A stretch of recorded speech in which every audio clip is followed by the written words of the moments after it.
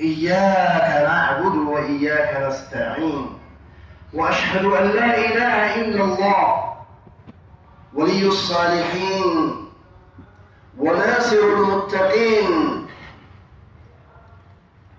وأشهد أن سيدنا محمدا عبده ورسوله خاتم النبيين وإمام المرسلين وقائد الغر المحجلين، صلى الله عليه وعلى آله وأصحابه وأتباعه بإحسان إلى يوم الدين. أما بعد، فيا عباد الله.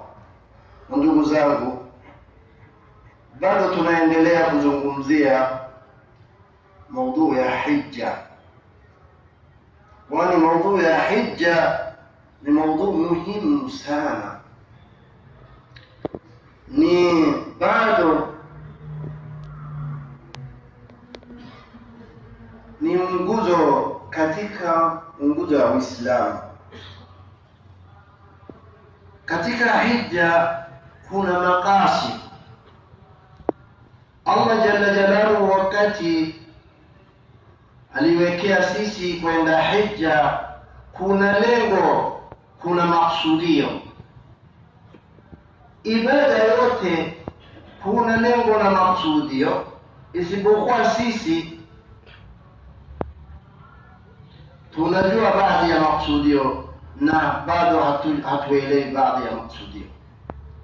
Kwa hivyo ndugu zangu, katika hija kuna maksudio na lengo kubwa kubwa.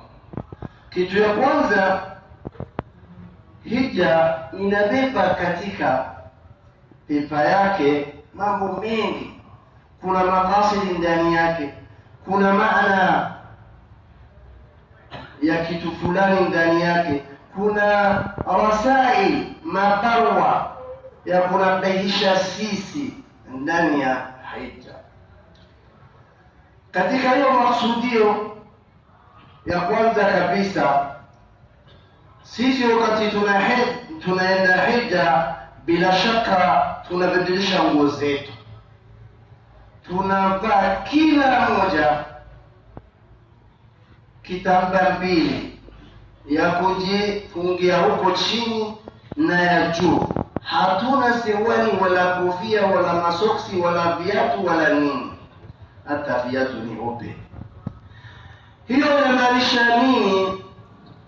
Inamaanisha inakumbusha sisi nguo zetu ambaye tutakuja